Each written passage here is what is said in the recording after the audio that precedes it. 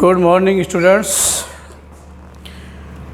आज BSc part second botany classes के अंदर अपना अगला टॉपिक शुरू करते हैं। इससे पहले वाले लेसन में हमने डार्क रिएक्शन के बारे में अपन जो बात कर रहे थे उसको अपन ने क्या पूरी साइकिल हम वहाँ पर बना नहीं पाए थे टाइम अभाव के कारण। आज हम उसी को क्या पूरा करने की कोशिश करेंगे। इससे पहले वो मैंने आपका इतना जो हमने पढ़ा दिया था वो आप ऑलरेडी मैंने यहाँ पर बना के रख रखा है। आगे का हम अब इसमें देखते हैं कि क्या होता है। एक बार और इसको थोड़ा सा मैं रिपीट कर देता हूँ कि अपन उस दिन क्या पढ़ाया था। तो वहाँ हमने बताया था कि कार्बन डाइऑक्साइड है C3 पादपों के अंदर सबसे पहले RuBP यानी कि राइबोलोज 1,5 बाईफॉस्फेट के द्वारा अवशोषित की जाती है। इसको ग्रहण करने के बाद में क्या होता है, इसको ग्रहण करने के बाद में सबसे पहले एक अनस्टेबल इंटरमीडिएट कंपोनेंट का निर्माण होता है जिसे हम कीटो एसिड के नाम से जानते हैं। इसे हम बीटा ऑक्सो एसिड भी कह सकते हैं, जो आगे जल अपघटित होकर किसमें 3-फास्फोग्लिसरिक एसिड के अंदर कन्वर्ट हो जाता है, जो कि कार्बन 3 का एक कंपोनेंट है जो कि प्रथम स्थायी यौगिक है। इसीलिए हम इसे क्या कहते हैं, C3 साइकिल के नाम से भी जानते हैं। इस पूरे पथ के अंदर क्या होता है, CO कार्बोक्सिलेशन, ये पूरा पथ है वो क्या कहता है आपका कार्बोक्सिलेशन की क्रिया कहलाती है। ये तो ये यहाँ कार्बोक्सिलीकरण हुआ है आपका। अब आगे का पथ हम देखते हैं इसके अंतर्गत। तो देखो नेक्स्ट, ये जो 3PgAl बना है इसमें आगे चलकर 12 ATP काम में आते हैं और ये 12 जो ATP हैं ये 12 ADP में क्या हो जाते हैं, कन्वर्ट हो जाते हैं। 12 ATP काम में है जो कन्वर्ट किसके अंदर हो गए, 12 ADP में। ये जो अभिक्रिया संपन्न होती है किसमें, काइनेज एंजाइम की उपस्थिति में क्या होती है, यह क्रिया संपन्न होती है। तो ये उसमें क्या है, काइनेज एंजाइम आपका इसके अंदर क्या होगा, काम में आने वाला है। तो ये काइनेज एंजाइम की उपस्थिति में ये कंप्लीट आपकी अभिक्रिया होगी। यहाँ पर देखो क्या देखा हमने कि जो फास्फेट के अणु हैं वो क्या हो गए, यहाँ आ गए। मैं इसको 12 के रूप में अभी नहीं लूँगा, ATPC में आती है 12। ये चीज़ें मैं आपको बाद में बताऊँगा क्योंकि यहाँ पर अपन क्या कर रहे हैं, उन मॉलिक्यूल्स की संख्याओं को लेकर अभी नहीं चल रहे हैं, डायरेक्टली मैं बता रहा हूँ, वो बाद में बताऊँगा मैं आपको। तो यहाँ पर देखो एक फास्फेट का जो अणु है वो ये ATP है, ट्राईफॉस्फेट से डाईफॉस्फेट बना, यानी कि एक फास्फेट का अणु यहाँ से निष्कासित हुआ है। क्या हुआ है, एक फास्फेट का अणु यहाँ से निष्कासित हुआ है और ये फास्फेट का अणु जो निष्कासित हुआ है वो फास्फेट का अणु किसके द्वारा ग्रहण कर लिया जाता है, वो 3-फास्फोग्लिसरिक एसिड के द्वारा क्या कर लिया जाता है, ग्रहण कर लिया जाता है। जहाँ पहले कार्बन संख्या 3 के ऊपर फास्फेट लगा हुआ था, अब ये जो निष्कासित फास्फेट जो ATP से निकला है ये कार्बन संख्या 1 के ऊपर क्या है आपका जुड़ जाता है। जब 1 पे जुड़ जाता है तो आपके पास यहाँ ये क्या बन जाता है, अब तो ये बनेगा आपका क्या, ये बन जाएगा 1,3-डाईफास्फो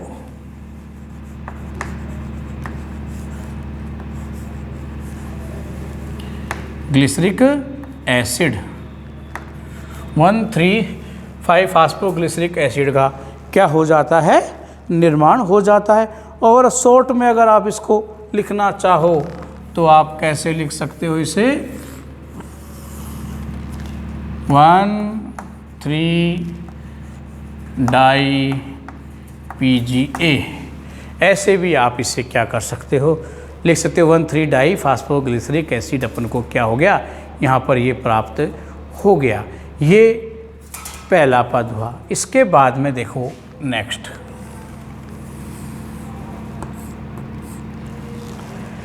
यहाँ ये बहुत इम्पोर्टेंट क्या है, ये आपका पद है। यहाँ देखो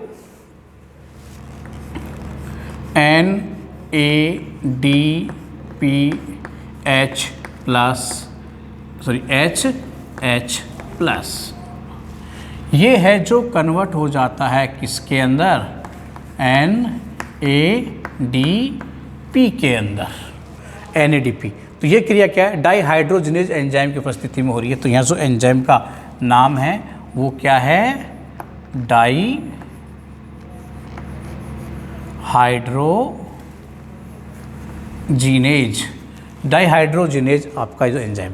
तो इस क्रिया से क्या हुआ, आपने क्या देखा कि इस क्रिया के अंतर्गत आपके क्या बाहर निकल रहे हैं, हाइड्रोजन अणुओं का क्या हो रहा है, यहाँ बाहर डिहाइड्रोजनेज इसीलिए कहा गया है। और आपके फास्फेट, तो इससे जो आपके पास में निकलते हैं वो कैसे H3PO4 के रूप में क्या होता है, ये आपके बाहर निकल जाते हैं। और आपका 3,1,3 डाईफास्फोग्लिसरिक एसिड है जो कन्वर्ट हो जाता है किसके अंतर्गत, वो आपको देखना है यहाँ पर बहुत ज़रूरी है। वो बनेगा आपका यहाँ पर PGAL। मैं एक बार पूरा नाम लिख देता हूँ इसका,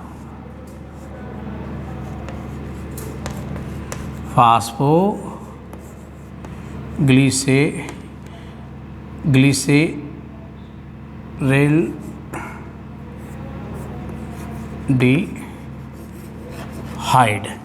इसे हम क्या कहते हैं, PGAL। PGAL के नाम से हम इसे क्या करते हैं, जानते हैं। ये कार्बन 3 का यौगिक है। कार्बन इसके अंदर क्या होते हैं, आपके 3 होते हैं। मोल कितने हैं उसके बारे में बात करूंगा। तो यहाँ पर ये क्या हुआ, आपने जो इस रिएक्शन के अंदर देखा कि 2 पदों के अंदर पहला पद आपका ये हो गया, दूसरा पद आपका ये हो गया। इन 2 पदों में रिडक्शन की क्रिया होती है। तो ये जो दोनों पद हैं ये किसके हो गए, आपके रिडक्शन। ये आपका अपचयन की क्रिया इसके अंतर्गत क्या है, हो जाती है। तो यहाँ क्या हो रहा है, आपका एक अपचयन की क्रिया के द्वारा ये हुआ है। अब देखो मैं आपको इसके अंदर ये पूरी जो रिएक्शन है भाई, इसमें क्या केवल एक चल रहा है, तो इसमें ग्लिसरिक एसिड आगे चलकर जो हेक्सो शुगर केवल एक कार्बन का है तो स्वांगीकरण होगा। तो एक कार्बन से तो क्या होगा, आपकी हेक्सो शुगर बनने वाली नहीं है। तो 6, तो ये चक्कर क्या होता है 6 बार। तो ये टोटल अणु कितने लेते हैं अपन, 6 लेते हैं। तो ये कितने हैं, 6 अणु हैं, इसके 6 हैं आपके। तो इसके जो बाद में 6, तो टोटल कितने मोल बनते हैं, 12 मोल इसके प्राप्त होते हैं। कितने मोल प्राप्त होते हैं, 12 मोल।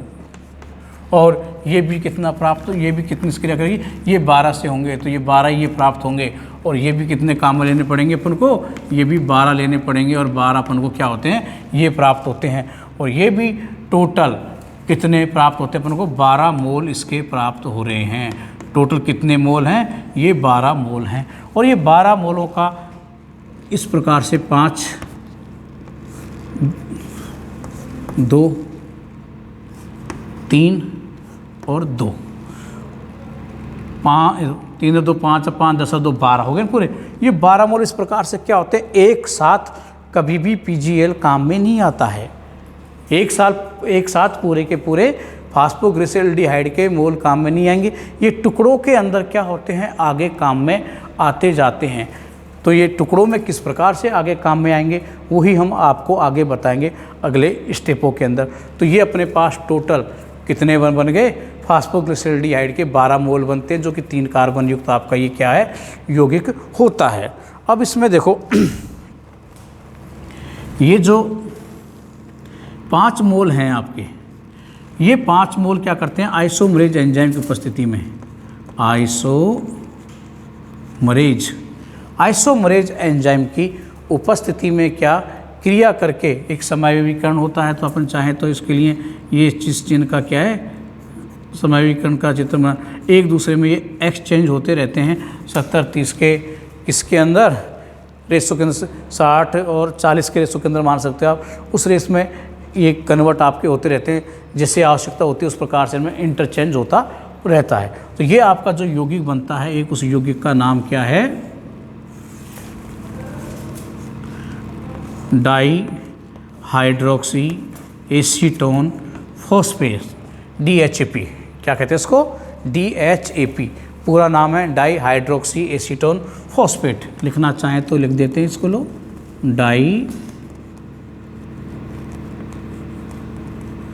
हाइड्रोक्सी एसीटोन, डाईहाइड्रोक्सी एसीटोन अपन को क्या होता है यहाँ पर ये प्राप्त होता है। अब ये भी कितने कार्बन युक्त यौगिक है आप जानते ही हो, ये भी 3 कार्बन का, क्योंकि समावेशी है 3 कार्बन का है। मोल कितने हैं इसके? 5 मोल हैं ये, है ना, 5 मोल हैं। तो 5 मोल में से क्या है, ये भी कैसे बटा होता है? 3 मोल ये और 2 मोल ये भी पूरा एक साथ काम में नहीं होता है, 2 टुकड़ों के अंदर इसको भी हम क्या कर देते हैं, बांट देते हैं। एक तो आपका किस में रहेगा 3 मोल और एक क्या हो जाएगा आपका ये 5 मोल के अंदर बटा हुआ रहता है। तो ये अभी तक का जो अपने यहाँ तक का एरिया पड़ा है वो रिडक्शन पड़ा है। अब हम जो आगे आपको बता रहे हैं वो जो टॉपिक है आपका वो कौन सा चल रहा है, आगे जो बताएंगे वो चल रहा है आपका क्या कहते हैं उसको अपन, ये हेक्सो शुगर का फॉर्मेशन। तो आगे हम जो आपको बता रहे हैं वो बता रहे हैं हेक्सो शुगर का फॉर्मेशन। तो हेक्सो शुगर का फॉर्मेशन किस प्रकार से होता है वो आपको देखना है। अब देखो हेक्सो शुगर कैसे यहाँ बनती है। 3 मोल जो इसके हैं ये, यानी कि 3 आपके क्या है DHAP हैं। ये 3 DHAP के जो अणु हैं ये क्या करते हैं, तो आपके 3 PgAl के साथ में क्रिया कर जाते हैं। किसके साथ में क्रिया कर रहे हैं? 3 PgAl और 3 डाईहाइड्रोक्सी एसीटोन के अणु आपस में क्या कर रहे हैं, ये क्रिया कर रहे हैं। और ये क्रिया कर किससे रहे हैं आपके एल्डोलेज एंजाइम की उपस्थिति में। कौन सा एंजाइम है ये? एल्डोलेज एंजाइम की उपस्थिति में ये क्रिया कर रहे हैं, जिसके द्वारा ये आपस में क्या हो जाएंगे, जुड़ जाते हैं आपस में। अपन इनको क्या करने वाले हैं, अटैच यहाँ पर करने वाले हैं। अब ये आपस में ये जुड़ जाएंगे तो देखो जुड़कर ये बनाते क्या हैं, तो बनाएंगे क्या, 3 कार्बन वो 3 कार्बन ये दोनों 3 और 3 कार्बन मिलके 6 कार्बन हो गए, है ना। और फास्फेट के अणु भी, उसमें भी फास्फेट इसमें भी फास्फेट, टोटल अणु कितने हो गए, 2 फास्फेट के अणु हो गए। तो यहाँ जो यौगिक बना वो आपका यौगिक का क्या नाम है, उस यौगिक का नाम देखो फ्रक्टोज 1,6 डाईफॉस्फेट। क्या बना है, फ्रक्टोज 1,6 डाईफॉस्फेट। तो अपने पास बन गया फ्रक्टोज 1,6 डाईफॉस्फेट का अणु यहाँ पर बन जाता है, जिसमें 3 DHAP और 3 ही अणु किसके, PgAl के जुड़ते हैं एल्डोलेज एंजाइम की उपस्थिति में, और आपका ये यौगिक क्या होगा, बन जाएगा। अब यहाँ पर क्या है 1,6 यानी 2 फॉस्फेट के अणु होते हैं, इसमें से एक फॉस्फेट का अणु हमें क्या करना है, निकालना है। तो इसको कैसे अपन क्या करते हैं, निकालते हैं, वही अपन को देखना है। तो यहाँ पर इसको निकालेंगे किसके द्वारा, अपन फास्फेटेज एंजाइम के द्वारा हम इसको निकालने वाले हैं। तो आगे की जो क्रिया है उस क्रिया में जो एंजाइम आपका काम में आ रहा है वो कौन सा आएगा, फास्फेटेज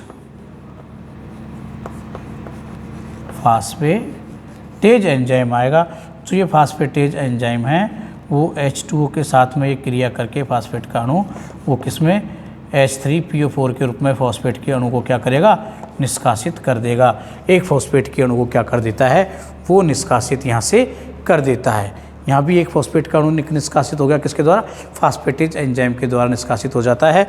और अपने पास जो यौगिक बचेगा, अब वो क्या बचने वाला है वो आपको बताना है। तो 1 इस पोजीशन पे उपस्थित फॉस्फेट गायब हो जाएगा, तो अपने पास यहाँ अब क्या बनेगा, वो बनेगा आपका फ्रक्टोज 6 फॉस्फेट। फ्रक्टोज 6 फॉस्फेट का अणु यहाँ क्या होता है, अपन को प्राप्त होता है। ये मोल आपके वही 3 मोल चल रहे हैं भाई, कितने मोल चल रहे हैं, 3 मोल चल रहे हैं। कार्बन कितने हैं, 6 कार्बन का यौगिक है ये, 6 कार्बन का है। और मोल कितने हैं, 3 मोल इसके क्या होते हैं, अपने पास यहाँ पर ये बनते हैं। तो 6 कार्बन का हो गया, 3 मोल आपके बनते हैं। तो फ्रक्टोज 6 फॉस्फेट अपन को क्या हो जाता है, यहाँ पर ये प्राप्त हो जाता है। अब ये पूरे के पूरे 3 मोल हैं, ये आगे काम में नहीं आते हैं। आगे जो क्रिया होती है तो इस 3 मोलों को अपन क्या करते हैं, 2 भागों में बांट देते हैं। एक तो 2 अलग रह जाते हैं और एक अणु अलग रह जाता है। इसका केवल एक मोल ही आगे चलकर क्या बनाने वाला है, आगे चलकर आपका क्या बनाएगा, हेक्सोज शुगर का निर्माण करने वाला है। तो हेक्सोज शुगर का निर्माण किस प्रकार से होता है वो अपन आपको इसके अंतर्गत अभी हम बताते हैं। तो फास्फोराइलेज एंजाइम यहाँ पर क्या होगा, काम में आपका आने वाला है। कौन सा आएगा, फास्फोराइलेज एंजाइम होगा। तो यूडीपी के द्वारा बनता है और क्या बन जाएगा यहाँ पर आपका हेक्सोज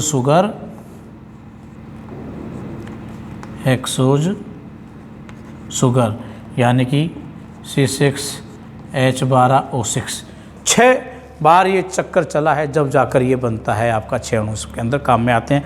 तो एक अणु तो आपका क्या हो गया, हेक्सोज शुगर के अंदर ये काम में आ गया। तो ये जो पद था पूरा का पूरा यहाँ से लेकर यहाँ तक का ये आपका तीसरा स्टेप खत्म होता है, जिसे हम किस नाम से जानते हैं, क्या नाम, फॉर्मेशन ऑफ हेक्सोज शुगर। क्या कहते हैं उसको, फॉर्मेशन ऑफ हेक्सोज शुगर के नाम से जानते हैं। वो आपका क्या होता है, ये प्राप्त होता है। अब आपका लास्ट जो आपका पद है उस पद को हम क्या करते हैं, आगे लेकर चलते हैं क्या होता है। अब देखो फ्रैक्टोज 6 फॉस्फेट है। ये फ्रैक्टोज 6 फॉस्फेट आगे क्रिया किससे कर रहा है, उन्हें रीजनरेशन के पद हैं वो मैं अलग बना देता हूँ। ये आपके 2 अणु किसके, PgAl के, भाई ये रहे 2 अणु PgAl के। ये 2 अणु PgAl के क्या कर रहे हैं, 2 अणु किससे क्रिया कर रहे हैं भाई, 2 अणु किससे क्रिया कर रहे हैं, फ्रैक्टोज 6 फॉस्फेट के द्वारा।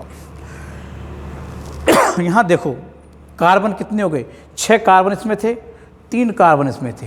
तो टोटल अपने पास कितने कार्बन हैं, 9 कार्बन हैं आपके। तो 9 तो कार्बन है, और ये जो 9 कार्बन है ये एक साथ में होकर ये टूट जाते हैं। तो टूटने के लिए जो एंजाइम काम है, ट्रांसकीटोलेज की उपस्थिति में ये क्रिया होती है। किसकी उपस्थिति में होती है, ट्रांसकीटोलेज की उपस्थिति में ये आपकी क्रिया होगी। और ये आपके जो अणु हैं ये 2 भागों में क्या हो जाएंगे, आपके टूट जाते हैं। एक अपन इसको इधर तोड़ते हैं और दूसरा हम यहाँ लेके चलते हैं। तो एक तो आपका जो अणु बनता है 4 कार्बन युक्त बनता है, जिसको कहते हैं इरिथ्रोज। क्या कहते हैं, आपका 4 कार्बन का जो बनने वाला है वो तो कहलाएगा आपका इरिथ्रोज 4 फॉस्फेट के नाम से उसको अपन क्या करते हैं, जानते हैं। तो इसमें जो बनेगा 4 कार्बन का वो कौन सा बन रहा है,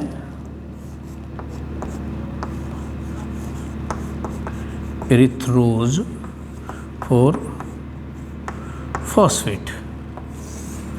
इरिथ्रोज 4 फॉस्फेट।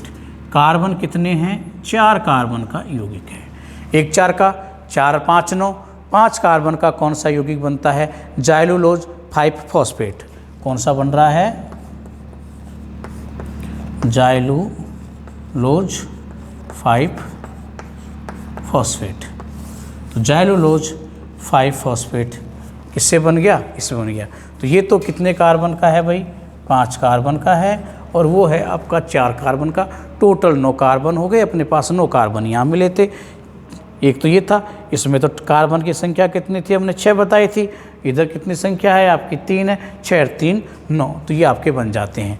अब आगे देखो क्या होता है नेक्स्ट में आपका क्या है, जो इरिथ्रोज 4 फॉस्फेट है आपका, ये क्रिया कर रहा है। 2 मोल किसके हैं, इसमें 2 मोल हमने ले लिए किसके, डाइहाइड्रोक्सी एसीटोन फास्फेट के। कार्बन की संख्या गिनो, यहाँ कितने 4 कार्बन है, इसमें कितने कार्बन है, 3 है। 4 और 3 7।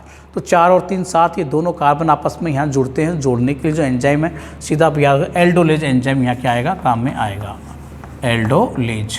एल्डोलेज की उपस्थिति में ये क्रिया होती है। दोनों जुड़कर एक साथ कार्बन युक्त यौगिक का निर्माण कर देते हैं। तो 7 कार्बन युक्त यौगिक का निर्माण होता है, उसको नाम, उससे क्या कहते हैं अपन, सीडोहेप्टुलोज। क्या नाम है, सीडोहेप्टुलोज 1,7 डाइफॉस्फेट। सीडोहेप्टुलोज 1,7 डाइफॉस्फेट। कितने कार्बन हैं? 7 कार्बन युक्त यौगिक क्या होता है आपको यहाँ पर प्राप्त होता है। यहाँ देखो कितने फॉस्फेट के अणु हो गए, वापस वही 2 फॉस्फेट के अणु हैं जैसे फ्रैक्टोज 1,6 डाइफॉस्फेट में थे। तो यहाँ हमें क्या करना है, जो एक एक्स्ट्रा फॉस्फेट का अणु है उसको भी यहाँ पर निष्कासित करना है। निष्कासित करने की एक ही क्रिया है, हम क्या करने वाले हैं, फास्फेटेज एंजाइम के द्वारा इसको क्या कर देते हैं, निष्कासित कर देते हैं। तो फास्फेट के द्वारा हम इसे क्या करते हैं, निकाल देते हैं। निकालने के बाद में आपके पास क्या प्राप्त होता है, देखो पहले तो हम इसको निकालते हैं। निकालने की क्रिया, मैं रिडक्शन जो लिखा हुआ है अब इसको यहाँ से हटा देता हूँ, कोई जरूरत है नहीं, समझाने के लिए ही था। क्या होगा यहाँ पर, जो एंजाइम आएगा फास्फेटेज एंजाइम क्या होता है, इसके अंदर ये काम में आ रहा है आपका, जो एक जल के अणु से क्रिया करके ये H3PO4 एक अतिरिक्त जो फास्फेट का अणु है यहाँ से निकल जाएगा और अपने पास केवल क्या रह जाता है, 1 वाले पोजीशन गायब हो जाएगी और अपने पास जो बचेगा वो क्या बचने वाला है, सीडोहेप्टुलोज 7 फॉस्फेट अपने पास क्या हो जाता है, यहाँ ये बचा रह जाता है और ये भी वही कार्बन 7 का आपका यौगिक होता है। तो ये आपके पास क्या हो गया, ये बच जाता है, ये आपका मिलेगा। अब इसके बाद में देखो ये जो है आपका कौन सा, सीडोहेप्टुलोज 7 फॉस्फेट जो कि कार्बन 7 का है, ये 2 PgAl के अणुओं के साथ में क्या कर रहा है, क्रिया कर रहा है। यानी कि इस क्रिया के अंदर क्या देखा हमने कि 7 आपका जो ये सीडोहेप्टुलोज 7 फॉस्फेट 7 कार्बन वाला यौगिक है, वो 3 कार्बन वाले यौगिक ये 2 मोल किसके, आपके फास्फोग्लिसरल्डिहाइड के PgAl के, है ना, इससे क्रिया करके जो टोटल कार्बन संख्या कितनी होती है यहाँ पर 7 और 3 10 होती है। तो 10 कार्बन संख्या इसके पास क्या ही हो जाती है, लेकिन ट्रांसकीटोलेज एंजाइम की उपस्थिति में ये क्रिया होती है। ट्रांसकीटोलेज,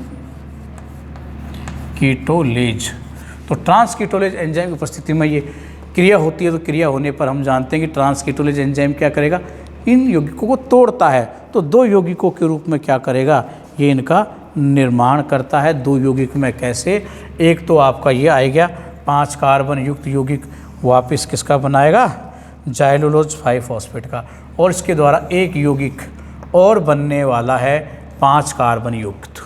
5 का तो बन ही गया, तो यहाँ पर इसके 2 मोल हो गए, एक 5 कार्बन का और बन जाएगा राइबोज 5 फॉस्फेट। तो उसे क्या कहते हैं अपन, राइबोज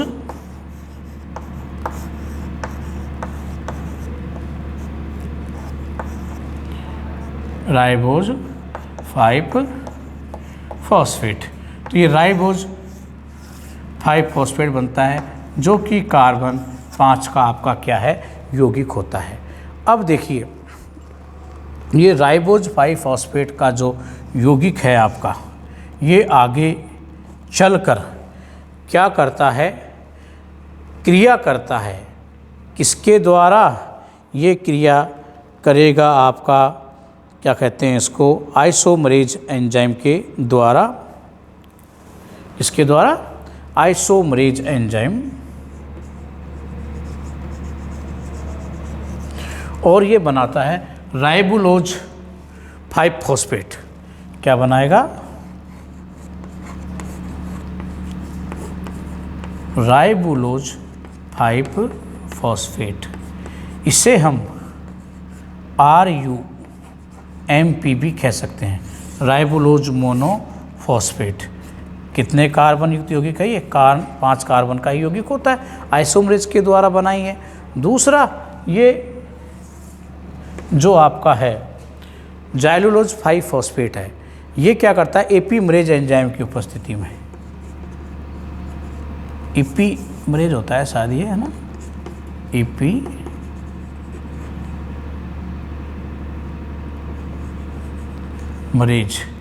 एंजाइम की उपस्थिति में राइबोलोज 5 फॉस्फेट का क्या कर देता है, निर्माण। राइबोज था वहाँ पर, ये राइबोलोज है, दोनों में अंतर है, एक नहीं है। तो ये थोड़ा कन्फ्यूजन को आप बिल्कुल अच्छी तरीके से दूर कर लेना। अपन क्या कर जाते हैं, गलती कर जाते हैं, लिखने में एक जैसा लिख जाते हैं, तो बाद में अपन को क्या है, प्रॉब्लम का सामना करना पड़ता है। तो ऐसा ना करें आप।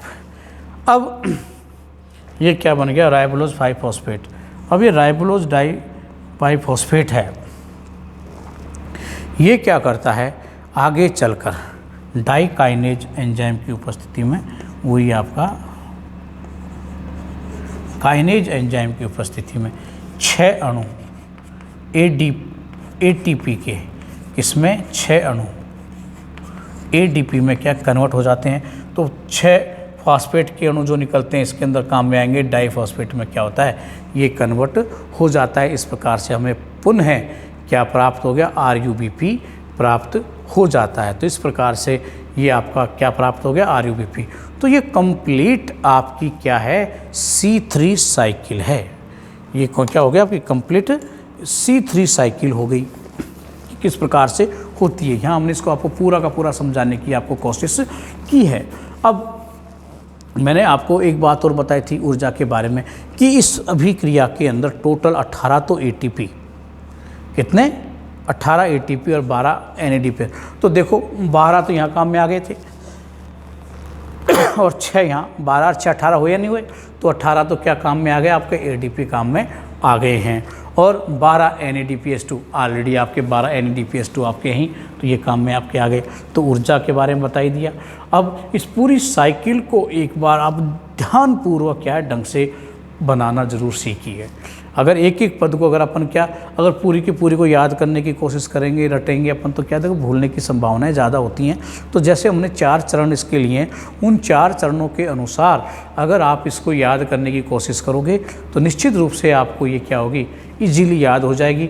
मैंने आपको कोशिश की कि ढंग से समझाएं। ये पद आपको बहुत अच्छी तरीके से क्लियर हो गया होगा कि कार्बोक्सिलेशन के अंदर RUBP CO2 को ग्रहण करती है, रुबिस्को एंजाइम या आपका कार्बोक्सिलेज एंजाइम के द्वारा क्या है, आपका प्रथम 3 कार्बन युक्त यौगिक 3-फॉस्फोग्लिसरिक एसिड बन जाता है। केवल इतना ही याद रखोगे तो इतना आपको याद रह जाएगा।